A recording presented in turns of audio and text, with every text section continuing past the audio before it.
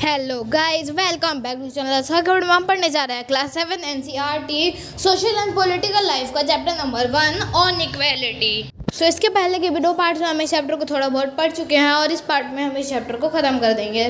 सो इस चैप्टर में हमें बेसिकली ज़्यादा से ज़्यादा बताया गया है कि इक्वेलिटी के बारे में, इक्वेलिटी क्या होती है, अनइक्वेलिटी क्या होती है, डिस्क्रिमिनेशन क्या होता है, डिस्क्रिमिनेशन कौन कौन से चीज़ों के बेसिस पे होता है। तो ये जो चैप्टर है ना, वो थोड़ा ओल्ड टाइम पे बेस्ड है। सो जो गवर्नमेंट होती है ना, वो बहुत ज़्यादा ट्राई करती है कि जो हमारी इंडिया है उसको इक्वेलिटी वाली कंट्री बनाना, उसमें इन इक्वेलिटी को स्थापित करना और इन इक्वेलिटी को पूरी तरह से जड़ से उखाड़ फेंकना। और जो गवर्नमेंट है वो इस चीज़ में सफल क्यों नहीं हो पा रही है, इस चीज़ का मेन मोटिवेशन इस चीज़ की मेन रीज़न क्या है कि जो हमारी गवर्नमेंट है वो इस चीज़ में सक्सेसफुल नहीं हो पा रही है। अभी भी जो हमारी इंडिया है उसमें लोगों को डिस्क्रिमिनेट क्यों कर रहे हैं। तो इसके पीछे का एक साफ रीज़न ये है कि जो हमारी इंडियन कंट्री है उसके जो लोग हैं ना, उनकी सोच अच्छी नहीं है। वो लोग अभी भी वो सोच में जी रहे हैं, उस टाइम में जी रहे हैं जबकि लड़का लड़की जो थे वो एक दूसरे से अनइक्वल थे। वो लोग अभी भी इस चीज़ को मान रहे हैं, अभी भी वो लोग कलर के बेसिस पर लोगों को डिस्क्रिमिनेट कर रहे हैं। सो ऐसे हमारे इंडिया में काफ़ी कम लोग ही बचे हैं और अगर ये जितने भी कम लोग बचे हैं, अगर ये भी ख़त्म हो जाए ना, तो हमारी इंडिया जो कंट्री है वो बहुत अच्छी कंट्री बन जाएगी। और फिर हमें बहुत सारे ऐसे एग्जांपल्स देते हैं कि लोगों को डिस्क्रिमिनेट करते हैं on the basis of their colour, caste, religion, वो कहाँ पे पैदा हुए हैं, प्लेस ऑफ बर्थ, उस चीज़ को लेकर भी लोग उनको डिस्क्रिमिनेट करते हैं। और ये जो डिस्क्रिमिनेशन थी ना, वो ये नहीं होता था कि सिर्फ बड़ों के साथ ही होती थी, ये डिस्क्रिमिनेशन बच्चों तक के साथ होती थी, बच्चों तक को ये फेस करना पड़ता था। और इसका सबसे बड़ा एग्जाम्पल है डॉक्टर BR अम्बेडकर। तो उनकी हमने एक स्टोरी भी सुनी थी जिसमें उनको बहुत ज़्यादा डिस्क्रिमिनेशन फेस करना पड़ता है क्योंकि वो होते हैं लोअर कास्ट के। और बहुत ज़्यादा ओल्ड टाइम पे तो एक बहुत ज़्यादा बुरी चीज़ थी, लोअर कास्ट वालों को ये लोग टच तक नहीं करते थे, उनको अनटचेबल बना के रखा था। तो डॉक्टर BR अम्बेडकर थे ना, वो भी लोअर कास्ट के थे, तो लोग उनको, वो बच्चे थे उसके बावजूद भी लोग उनको अपने साथ अपने ऑटो रिक्शा में तक नहीं बिठाते थे। उस टाइम ऑटो रिक्शा तो नहीं होती थी, अपनी जो बैलगाड़ी होती थी उसमें भी नहीं बिठाते थे। बस उसके पीछे का रीज़न ये था कि वो लोअर कास्ट के हैं। और एक फिर हमने पढ़ा था गवर्नमेंट स्कीम के बारे में जिसका नाम था मिड डे मील। तो मिड डे मील जो होता है वो बेसिकली ये होता है कि हमको जो गवर्नमेंट स्कूल्स हैं उसमें दिया जाता है लंच के टाइम पे जो कुकड मील होता है वो दिया जाता है उन बच्चों के लिए जो कि घर से लंच नहीं लेके आ पाते हैं, जो कि गरीब हैं। सो ओल्ड जो पहले थे ना उसमें बहुत सारे बच्चे गरीब थे, तो वो लोग क्या करते थे, वो लंच नहीं लेके आ पाते थे स्कूल में और इस वजह से उनकी अटेंडेंस भी कम हो गई थी क्योंकि उनके पास लंच रहता नहीं था, उतने पैसे नहीं रहते थे कि वो खाना अफोर्ड कर सके। और अगर वो स्कूल जाते तो उनको भूख तो लगती ही, तो इसीलिए वो उनके पास इतना पैसा नहीं था कि वो खाना अफोर्ड कर सके, तो इसलिए वो स्कूल भी नहीं जाते थे। तो इसलिए जो गवर्नमेंट थी उसने बहुत सोचा कि बच्चे स्कूल क्यों नहीं आ रहे, अटेंडेंस इतनी कम क्यों है जबकि एजुकेशन फ्री है। तो फिर उनको ये चीज़ मिली कि जो बच्चे होते हैं उनके पास पैसे नहीं है खाना अफोर्ड करने के, तो गवर्नमेंट ने सोचा क्यों ना हम बच्चों को स्कूल में ही फ्री में लंच दे दें। इससे क्या होगा, जो बच्चे होते हैं उनका पेट भी भर जाएगा और ये चीज़ भी नहीं रह जाएगी कि वो खाना अफोर्ड नहीं कर सकता इसलिए वो स्कूल नहीं आ रहा है। और इस चीज़ के पीछे के और भी बहुत सारे रीजंस थे, जैसे कि कुछ जो बच्चे थे ना वो क्या करते थे, लंच के टाइम में बोलते थे स्कूल में कि हम घर जा रहे हैं, लंच करके वापस आ जाएंगे लंच टाइम से पहले पहले। तो जो टीचर्स होते थे वो स्कूल होते थे वो बोलते थे ठीक है जाओ पर तुम आ जाना, पर बच्चे क्या करते थे, वो वापस आते ही नहीं थे, वो खाना खाने जाते थे और वहीं रह जाते थे, अपने घर पे ही वापस आते ही नहीं थे। तो इससे भी अटेंडेंस थी वो कम हो रही थी। फिर एक और रीज़न था इक्वेलिटी को स्प्रेड करना। तो इससे इक्वेलिटी कैसे स्प्रेड हो रही है, तो सबसे पहले ये होता था ना, स्कूल है, गवर्नमेंट स्कूल है, उसमें अमीर भी लोग होंगे, गरीब भी लोग होंगे और मिडिल क्लास भी होंगे। तो जो अमीर होते थे वो क्या करते थे, वो खाना लेके आ जाते थे, उनके पास इतना पैसा था कि वो खाना अफोर्ड कर सकते हैं, तो वो खाना लेके स्कूल लेके आते थे और वो अपना खाना खा लेते थे, उनका पेट भरा रहता था। और जो गरीब बच्चे थे वो क्या करते थे, उनके पास तो इतने पैसे ही नहीं होते थे कि वो खाना खरीद सके, तो वो बस उनको खाते हुए देखते थे और खुद भूखे पेट रह जाते थे, बस पानी पी पी के अपना काम चलाते थे। तो ये भी एक तरीके की अनइक्वेलिटी ही होगी ना कि 2 बच्चे हैं, एक को खाना मिल रहा है वो खाना खा रहा है, दूसरा बच्चा है उस बेचारे को खाना ही नहीं मिल रहा, वो भूखा है। तो ये भी काइंड ऑफ अनइक्वेलिटी ही हो जाएगी। तो स्कूल ने सोचा कि जो हमारे बच्चे हैं जिनके पास खाना नहीं है, हम उनको भी खाना देंगे, ताकि एक तरीके से ये भी एक इक्वलिटी का ही मार्ग है कि दोनों को ही खाना मिल रहा है, दोनों ही खाना खा रहे हैं। तो ये भी एक काइंड ऑफ इक्वलिटी स्प्रेड कर रही थी कि सब जितने भी बच्चे हैं वो खाना साथ में बैठ के खा रहे हैं। और जो मिड डे मील था, जितने भी बच्चे लेते थे सबको सेम ही खाना मिलता था।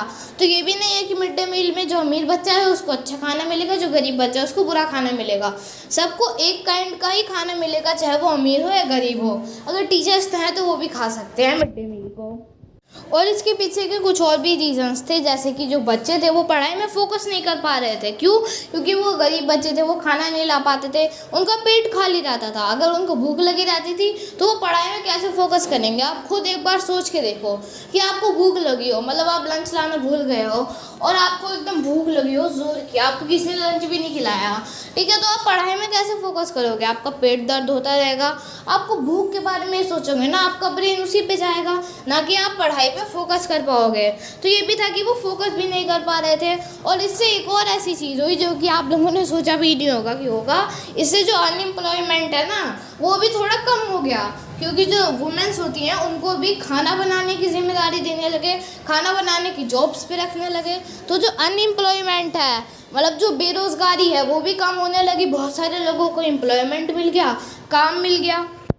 सो यही थी हमारी मिड डे मील की स्कीम। तो इसको सबसे पहले स्टार्ट किया गया था केरला में, ये एक स्टेट है तो उसमें इसको सबसे पहले स्टार्ट किया गया था। और जब उन्होंने देखा कि इससे इतने सारे फ़ायदे हो गए हैं, इससे अटेंडेंस इतनी ज़्यादा हो गई, इक्वलिटी भी स्कूल में बढ़ गई, गवर्नमेंट ने सोचा चलो सबको बोल देते हैं भाई, सब अपने अपने गवर्नमेंट स्कूल में ये वाली स्कीम ले आओ, ये बड़ी अच्छी स्कीम है। इससे जो अटेंडेंस है वो भी इम्प्रूव्ड हो रही है, बच्चों को खाना भी मिल रहा है, बच्चे भूखे भी नहीं रह रहे। तो 6 मंथ के अंदर विद इन 6 मंथ जितनी भी स्टेट थी ना, सबने क्या करा, ये जो था मिड डे मील वाली स्कीम थी उसको अपने अपने गवर्नमेंट स्कूल में लाया। और इससे जो रिजल्ट्स है ना वो भी काफ़ी अच्छे देखने को मिले उनको, मतलब अटेंडेंस भी इम्प्रूव हो गई, बच्चों को अब खाना भी मिलने लगा हो, बच्चे अब रेगुलर स्कूल भी आते हैं। तो इससे बहुत ज़्यादा इफेक्ट अच्छे से हुए। और अभी भी जो मिड डे मील वाली चीज़ है वो गवर्नमेंट स्कूलों में चलती है। फिर उसके बाद हमने पढ़ा सिविल राइट मूवमेंट के बारे में। तो सबसे पहले हमसे एक क्वेश्चन पूछा गया था कि क्या आप ये सोचते हो कि जो इंडिया है सिर्फ वही एक ऐसी डेमोक्रेटिक कंट्री है जिसमें इनइक्वालिटी की प्रॉब्लम है, ठीक है? तो उसके बाद उन्होंने आंसर में बोला कि नहीं, ऐसा बिल्कुल भी नहीं है, ऐसी बहुत सारी कंट्रीज हैं। और उसके सबसे बड़ा एग्जाम्पल है अमेरिका। तो जो अमेरिका कंट्री है ना वो क्या है, वो भी एक डेमोक्रेटिक कंट्री है, उनके पास भी राइट है अमेरिकन्स के पास कि वो चूज कर सकते हैं उनका प्रेसिडेंट कौन बनेगा, उनके लीडर कौन बनेंगे, तो ये सब वो चूज कर सकते हैं, ठीक है। बट जो इनइक्वालिटी की प्रॉब्लम है ना वो अमेरिका में भी कुछ कम नहीं है। सो हुआ क्या था, तो ये बात है बहुत टाइम पहले की। तो जो अमेरिका थी उसकी और अफ्रीका की लड़ाई हो गई थी। तो उसमें जो अमेरिका थी वो उस लड़ाई को वॉन कर जाते हैं, विन कर देते हैं। फिर उसके बाद जो अमेरिकन्स होते हैं वो क्या करते हैं, जो अफ्रीका होते हैं वहाँ से कुछ स्लेव्स को ले आते हैं, स्लेव मतलब होता है कुछ नौकरों को ले आते हैं अमेरिका में, ये सोच के कि ये अब हमारे नौकर हैं, हमने इनकी कंट्री पे विन कर लिया है, अब ये हमारा काम करेंगे। तो वो जो नौकर होते थे ना उनको वो वहाँ पे ले आए हैं, ठीक है। बस धीरे धीरे जो चीज़ें होती हैं वो नॉर्मल हो गई, उनको भी अब नौकरों की तरह ट्रीट नहीं किया गया। बट वो अफ्रीकन थे, मतलब उनके जो एंसेस्टर्स थे वो अफ्रीकन थे, तो उनका कलर जो था वो डार्क रह गया, ठीक है। तो फिर उनको नाम दे दिया गया अफ्रीकन अमेरिकन्स। फिर उसके बाद जब चीज़ें नॉर्मल हो गई, मतलब ऐसा नहीं रह गया कि शासन वाली चीज़ हो गई, उनको भी ठीक ठाक ही राइट देने लगे। बट हुआ क्या था ना कि वहाँ पे बहुत सारे रूल्स थे अफ्रीकन अमेरिकन्स के लिए, मतलब उनको हर चीज़ में रूल्स का फॉलो करना पड़ता था। बस में भी उनको रूल्स का पालन करना पड़ता था। तो रूल्स कुछ ऐसे थे ना कि बस में उनको अगर सामने वाली सीट पे पहली सीट वो बस में बैठ ही नहीं सकते हैं, मतलब वो सामने वाली सीट में बस में नहीं बैठ सकते हैं। और अगर वो पीछे वाली सीट में भी बैठे हैं और वहाँ पे आके किसी अफ्रीकन अमेरिकन या किसी अमेरिकन ने उस अफ्रीकन अमेरिकन से बोल दिया कि हट जाओ, मैं इस सीट पे बैठूँगा, तो जो अफ्रीकन अमेरिकन है ना उसको वहाँ से हटना ही पड़ेगा। कोई मायने नहीं रखता है कि उसका मन है कि नहीं, वो लेडी है जेंट्स से कोई मायने नहीं रखता है, उसे वहाँ से हटना ही पड़ेगा। और भी बहुत सारे लॉज थे इनको डिस्क्रिमिनेट करने के लिए, तो उसके बारे में हम इस चैप्टर में दिया नहीं है, तो बस इसी चीज़ के बारे में दिया गया है। तो एक दिन क्या हुआ ना, रोज़ा पार्क्स नाम की एक लेडी थी, ठीक है, वो बस में ट्रैवल कर रही होती है, उनके पैरों में बहुत दर्द हो रहा होता है, वो काम करके आ रही होती हैं अपने घर, बस में सीट पर आराम से बैठी होती हैं, बस रुकती है, एक वाइट मैन चढ़ता है। वाइट मैन से यहाँ पे मतलब है एक अमेरिकन चढ़ता है। अमेरिकन आता है उनके पास, आगे बोलता है हट जाओ, इस सीट पर मैं बैठूंगा, आप उठ जाओ, ठीक है। तो जो रोज़ा पार्क्स होती है उनके पैरों में बहुत दर्द हो रहा होता है, तो वो सोचती हैं और मना कर देती हैं कि बहुत ही पोलाइटली मना करती हैं कि नहीं भाई, मैं नहीं उठ सकती हूँ, मेरे जो पैर हैं ना उनमें बहुत ज़्यादा दर्द हो रहा है, आप कहीं और जाके बैठ जाओ, ठीक है। तो जब लोग उनका ये रिफ्यूज़ल देखते हैं कि अरे भाई इसने तो सीधा मना कर दिया मुंह पे ही, हम क्यों अपनी सीट इनको फालतू में दे, तो जो लोग होते हैं वो भी सोचते हैं हम भी इसकी तरफ मना करेंगे, कब तक हमारे साथ ही अन्याय होते रहेगा। तो उन लोगों ने आवाज़ उठाई, उसका वो जो रिफ्यूज़ल था ना रोज़ा पार्क्स का, बहुत धीरे धीरे देखते ही देखते तब्दील हो गया एक बहुत बड़े प्रोटेस्ट में, मतलब रैलियाँ निकलने लगी, उसमें वो लोग गवर्नमेंट के खिलाफ आवाज़ उठा रहे थे कि हम जो अफ्रीकन अमेरिकन से हमको भी इक्वली ट्रीट करो। बहुत सारी रैलियाँ निकली, उसमें वो लोग बोर्ड ले लेके नहीं करते प्रोटेस्ट, तो वही वो लोग प्रोटेस्ट करने लगे कि जो हम अफ्रीकन अमेरिकन हैं ना, हमको भी इक्वल राइट्स दो, हमें भी अमेरिकन्स की तरह रखो, हमारे साथ तुम बहुत ज़्यादा डिस्क्रिमिनेशन कर रहे हो, हमें भी इक्वल राइट्स चाहिए। तो बहुत टाइम तक ये जो प्रोटेस्ट वगैरह थे चलते रहे। एक दिन मतलब एक बार को गवर्नमेंट ने हार मान ली कि नहीं भाई ठीक है, हम तुमको दे देंगे इक्वल राइट्स। तो उन्होंने ये सारे रूल्स हटा दिए कि नहीं अफ्रीकन अमेरिकन यहाँ पे बैठ सकते हैं, यहाँ पे नहीं बैठ सकते, उनको सीट छोड़नी पड़ेगी, ये सारे लॉज हटा दिए हैं। अब अफ्रीकन अमेरिकन को कोई सीट नहीं छोड़नी, वो बैठे हैं वही बैठेंगे, कोई नहीं होता कि वो आके उनको बोले कि हट जाओ, उनको सीट छोड़नी पड़ेगी, ये वाला रूल हट गया।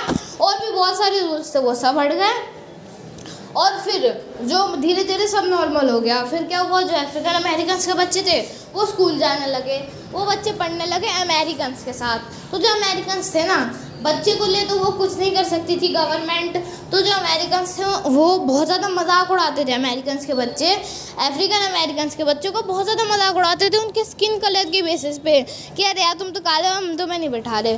तो इन सब चीज़ों के बेसिस पे वो बहुत ज़्यादा मजाक उड़ाते थे अफ्रीकन अमेरिकन के बच्चों का।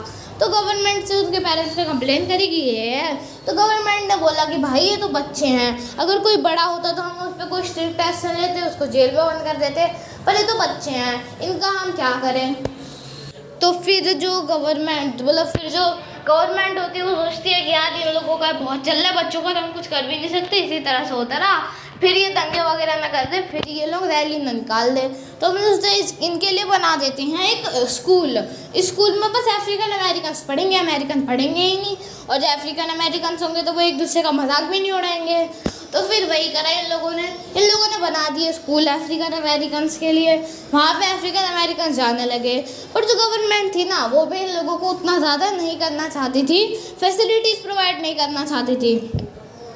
जो स्कूल थे उसमें पहले चीज़ फैसिलिटीज़ के नाम पे कुछ नहीं था, जितनी भी चीज़ें थी वो सब लोकल थी, मतलब बहुत ज़्यादा उतनी भी नहीं थी, बहुत ज़्यादा जल्दी टूट जाती थी।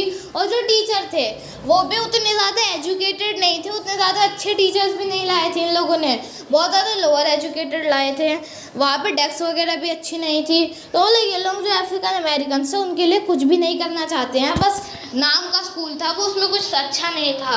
और जो अमेरिकन थे वो उनके जो गवर्नमेंट स्कूल थे ना वो भी बहुत अच्छे थे, उसमें जो टीचर्स थे वो भी हाईली एजुकेटेड थे, जो डेस्क वगैरह थे उनकी क्वालिटी भी बहुत अच्छी थी। और जो अमेरिकन होते थे ना उनके पास तो ये भी चॉइस होती थी कि वो लोग अपने बच्चों को प्राइवेट स्कूल में पढ़ा दे, पर जो अफ्रीकन होते थे वो ऐसा नहीं कर पाते थे। क्यों? क्योंकि जो अफ्रीकन थे वो गरीब थे अमेरिकन से। ऐसा इसलिए होता था ना क्योंकि जो अमेरिकन्स थे वो वहाँ पे बहुत टाइम से रहते आ रहे थे, तो इसलिए उन सारी जो कंपनीज थी, मोस्ट ऑफ द कंपनीज थी वो सब अफ्रीकन्स की थी, और जो वो सब अमेरिकन्स की थी। तो जब वो अफ्रीकन्स जाते थे जॉब के लिए, तो जो अमेरिकन्स होते थे वो क्या करते थे, उनको मना कर देते थे, ये जान के कि भाई इसका स्किन कलर अच्छा नहीं है, इसको हम अपनी कंपनी में नहीं रखेंगे, अपनी जॉब पे नहीं रखेंगे। तो इसलिए बहुत ज़्यादा अफ्रीकन अमेरिकन्स थे ना वो लोग क्या थे, अनएम्प्लॉयड थे, तो इसलिए जो पैसे भी नहीं थे उनके पास, क्योंकि वो लोग अनएम्प्लॉयड थे, तो इसलिए वो अपने बच्चों को प्राइवेट स्कूल में भी नहीं पढ़ा सकते थे। उनके पास ऑप्शन बचता था किसका, गवर्नमेंट स्कूल का, और उसकी भी हालत बहुत ज़्यादा ख़राब थी।